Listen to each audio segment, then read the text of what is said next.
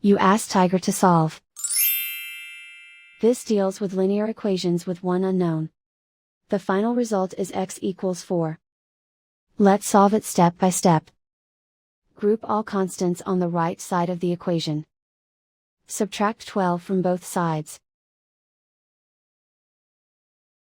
Simplify the arithmetic.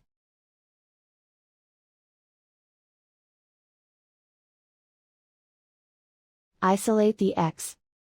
Divide both sides by -4.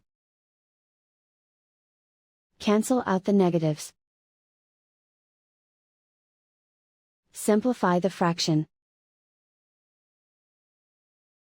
Cancel out the negatives.